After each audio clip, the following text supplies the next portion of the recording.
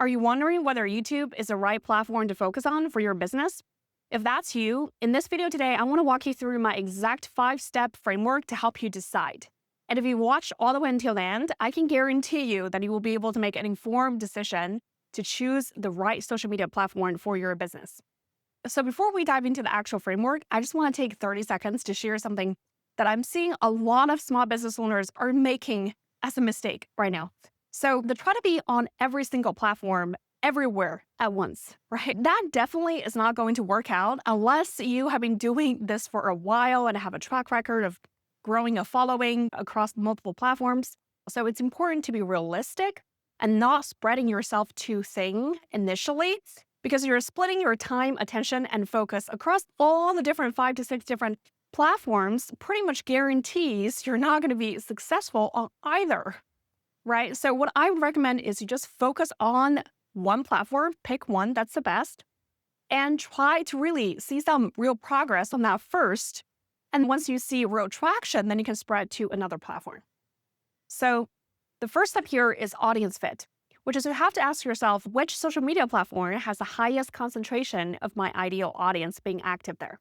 So let me break it down, okay? Just for comparison purpose, we are considering the 4 biggest platforms that most people are choosing from, which is YouTube, LinkedIn, Instagram, and TikTok. So for each platform, what you're really looking at is 2 things, okay? First is the type of people that's active on that platform. Secondly is how them behave there. Okay, so let's look at the first one, YouTube. So first, who's on YouTube? You have everyone from solopreneurs to small business owners to executives to creators to professionals, pretty much everyone. But really, if you sum it up, it's people looking for solutions. Okay, so that's your typical avatar on YouTube.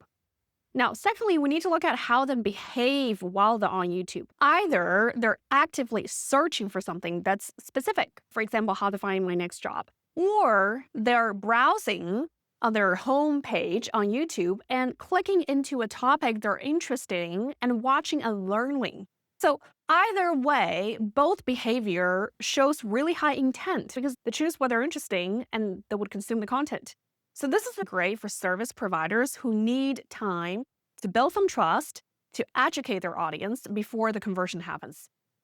All right, so let's look at the second platform, LinkedIn. So who is on LinkedIn? Your typical avatar on LinkedIn is mostly professionals, executives, B2B decision makers, HR managers, job seekers. So in terms of how they typically behave on LinkedIn, LinkedIn is really good for anything that's career development related. If you're looking for your next job, or if you're on the opposite side, providing services to help people find their next jobs, then LinkedIn is definitely the right platform for you. But the browsing behavior is really short form and passive. Most people skim, scroll, read something for a few minutes, and they will leave. Now let's look at the next one, Instagram. Your typical people on Instagram is consumers, really 3 types, consumers, creators, and influencers. So because Instagram is so visual first, people don't go to Instagram to learn, right? To learn something like on YouTube. They go there mostly to relax and to get entertained. So it's really good for product-based brands or entertainment-driven personal brands. All right, so let's look at the last platform here, TikTok. Similar to Instagram, is also helping you to reach a really broad consumer audience, typically skewing younger. And their behavior while they're on TikTok is usually very low attention, trend chasing. So it's definitely not ideal for anything that's high ticket, that requires some amount of trust, anything that's B2B or service sales. So what does this mean to you as a business owner? Now, if you're selling a relatively premium service, something that requires a little bit of trust building, then YouTube is definitely the best choice for you because of 2 reasons. First is YouTube inherently attracts a different type of audience who's already higher intent, right? Because by higher intent, what I mean is like they're already searching for that topic. Secondly, when they watch your videos, it naturally helps build more trust faster because they're able to see your face, your strategy, your talking. Like that's just much easier to build more trust faster than having them read a 30-second Instagram story. Now, the next step here is offer suitability. You have to ask yourself which platform actually supports what I'm selling the best based on my offer type. I want to first just outline the 3 most common types of service-based offer. So the first type here is professional services. That's definitely the most common. Think about fractional CFO, fractional CMO, keynote speakers, financial advisory, anything related to real estate services. There's a lot of subtypes that fall under this category. The second type here is if you are a creator looking to sell an online course. And the third type here is any high-ticket services, for example, high-ticket coaching. So based on your offer type, you really have to look at the typical user behavior on each platform and ask yourself, what does it take, right, for someone to go from zero to actually purchasing my service? And which platform offers the easiest, the most smooth, and fastest journey? So let's compare them by platform. YouTube is actually great for all three types of offers. In fact, I can find so many creators who are really successful in either category. YouTube is great for online courses because it's really good for nurturing interest and proving your value over time. And for high-ticket coaching, you can use one single YouTube video to go really deep in a specific topic to build the trust and the authority you need. And for premium services or consulting, it's similar because you can use a video to create an expert positioning and pre-sell your clients in that way. So YouTube actually provides a really smooth process for all three types. Now, secondly, let's look at LinkedIn. For online courses, LinkedIn could work, but it's going to be less effective than YouTube because the content format on LinkedIn is shorter, right? It's just a text-based content. It provides less depth than video. Just ask yourself, like, are you going to be more sold after watching a 10 or 15-minute video or taking like 1 minute to read through a text-based piece of content, right? For the business model of high-ticket coaching, you don't really need a ton of volume and a lot of small customers to make money. Like, you just need a few. So because LinkedIn provide that one-on-one connections and DM opportunities, it's actually not bad for high-ticket coaching. And similar for premium consulting because LinkedIn has many B2B buyers, decision makers, HR managers, executives that would be interested in that type of service.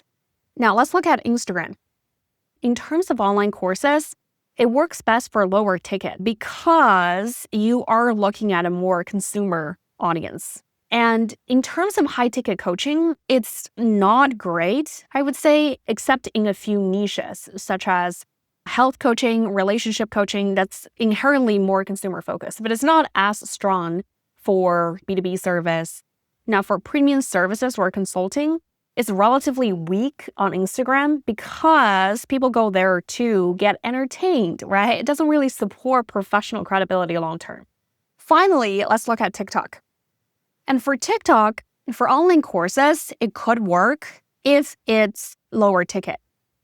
Because again, similar to Instagram, you're looking at a very consumer-focused audience who's not used to pay high ticket for anything. And the audience on TikTok is usually even younger. They're really there just to relax and entertain. And the same for premium services. It's definitely not ideal. Again, what does this mean to you as a business owner? If you are selling something that needs a little bit of time to educate, to explain, then your best bets are definitely going to be YouTube or LinkedIn. And the distinction between those two platforms is if you're selling something that's clearly related to career development, like helping people to get promoted faster or finding their next job, then LinkedIn is definitely the right place for you to focus on. Anything else, I would recommend YouTube because of this very next factor I'm going to cover. So the next step here is the compounding effect of your marketing. Let's define what does it mean, okay? It just means that when your content and your marketing in general keeps working for you for a long time after you hit publish, not just for 24 hours, not for a few days, not for a whole week, but for a long time, for several months or even years or longer after you hit publish, it will still continue to bring you leads, new clients, new conversions, whatever it is. That's really powerful because that's one of the few leverages us business owners can build. So let's look at the comparison.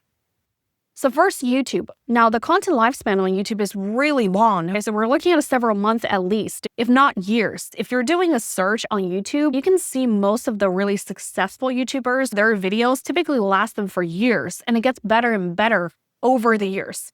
Now, because of that, the compounding effect of their content is really strong. One video can bring you leads and new clients for many years to come. So let's just take a very simple example. Let's say you post a video on YouTube, it's performing during the first year. For example, it might give you 10,000 views, right? And from that 10,000 views, maybe you'll get 50 leads from that, assuming a very conservative 0.5% conversion rate. Now, the same video will continue to perform in the second year if you don't take it down. And the second year, it might get another 20,000 views without you needing to do anything else. So that's true leverage we're talking about here. Now, the second platform, LinkedIn, the content lifespan is low to medium because your content on LinkedIn typically is a text-based post, right? Once you publish it, it gets pushed down throughout the day as other new content pops up. So it gets buried pretty quickly, I would say in 24 hours. And no one is going to scroll for days on their end to look on their feed to find your content. So it's usually gone after 24 to 48 hours, which is a lot shorter compared to YouTube, which means you have to keep pumping out new posts every single day and kind of get stuck in that hamster wheel. Now let's look at Instagram. On Instagram, it's even shorter. We all know stories on Instagram disappear in 24 hours. It literally is gone. You technically cannot retrieve it. So a Reels last a little bit longer, 48 hours, but that's still, there is a definite expiration date there. So because of that, unless you are just very well known, you already have a big following, or the compounding effect of your content on Instagram is going to be very limited because of that short content lifespan. Now let's look at TikTok here. The content shelf life is also very short. Again, often 12 hours to 48 hours, just because there are so many new creators flooding TikTok. You might go viral and blow up, but most videos disappear quickly. Again, what does this mean to you? As a business owner, what you really want to prioritize here is build a content library that can last you for many years. That's true leverage, right? So the compounding effect that's strongest is definitely on YouTube. So the next step here is defensibility. While your content build a moat for your business 3 years from now, if the marketing channel is not going to help you to build a defensible moat 3 or 5 years from now, then you definitely don't want to pour your time and attention into it today. Okay, so let's look at defensibility by platform. We're really evaluating two factors. First is how easy is it to copy you, because as your niche evolves, it's definitely going to attract more and more new players entering the market. So you're trying to figure out how easy is it for them to break in, because the lower the barrier is, the faster your niche is going to get saturated. The second factor we're evaluating here is defensibility over time. So first, let's look at YouTube. How easy is it to copy you? It's really hard. The barrier to entry is very high on YouTube because actually growing on YouTube requires a full stack of skills. Recording a long-form videos takes a lot of time and energy. You have to figure out what's going to be the best topic. You have to actually write a strong script. You have to figure out the packaging of your video, namely the thumbnail, the video title. You have to actually take time to sit down to film it, show your face, show your personality, show your thought process. All of that needs to be good. And then you have to figure out how to edit it and then to promote it. That's a very high barrier to entry, which means that if you are able to make it on YouTube, you can reap more rewards because there's less competition. And in terms of defensibility over time, it's really strong because every new video you post is basically like planting a golden seed that just gets more people to discover about you and what you do. So let's look at LinkedIn right now. How easy is it to copy you? I would say it's pretty easy to copy you because on LinkedIn, all your content is public and the entry to barrier is really low because it's text-based content. So you can just use ChatGPT, and I think there's a custom GPT now that specializes in writing viral LinkedIn posts. So all you need to do is give them a little bit of context, hit generate, and then in like 20 seconds, you get a post and you can share it. Like the whole process could be done in less than 5 minutes. So it's very easy, okay, I would say, for people to post content on LinkedIn and try to copy your strategy. And defensibility over time is therefore pretty weak. Because if it's so easy for new players to master LinkedIn marketing, then there's just going to be more new players. And this is actually pretty consistent with what I'm seeing in the LinkedIn space. Next, Instagram. How easy is it to copy you? It's a little bit more difficult than LinkedIn, but still overall, I would say pretty easy. Because Instagram, the main content format is text-based posts and stories, which is video. That's why I was saying that it's a little bit more difficult than LinkedIn, because if you do Instagram stories, you do have to spend a little bit more time to produce a short form video. And the defensibility over time is a little bit stronger than LinkedIn, but still not great, because the main content format on Instagram is still pictures, right? Pictures coupled with posts.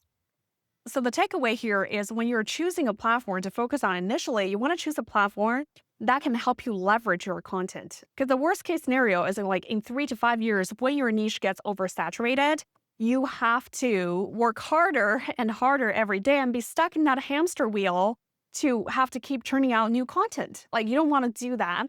You want to plant your seeds early on and have all those seeds grow into trees over the years. So YouTube is definitely number one choice there. So the last step here you have to consider is conversion ease. Which platform makes it the easiest for you to close the sale? So there are 3 things you have to think about. First is buyer intent. Second is the trust level. Third is conversion readiness. So let's look at the comparison right now. So the first one, buyer intent, just simply means, are people actively looking for a solution like yours, right? When then find your content, or they're just randomly scrolling and just trying to get entertainment. Secondly, trust level means how deeply can the platform pre-sell you and build trust with your audience before you talk to them, before the conversion happens. The third one, conversion readiness, just means when the lead is close to either talking to you on a sales call or hitting that buy button on your website, how likely is it that your prospective client at that time would take action and actually convert?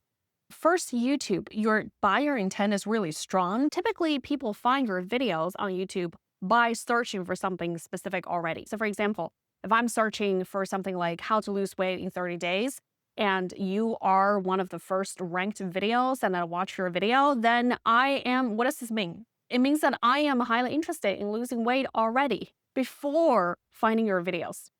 The second factor, trust level for YouTube, is also very high, because if I find your video and I like your video and I binge watch a few of your videos that's relevant to the topic, then I kind of feel like I know you, right? Even though I don't really know you, but I feel like I know you. I know your strategy. I know what you're talking about. I guess your face, how you behave, how you talk, right?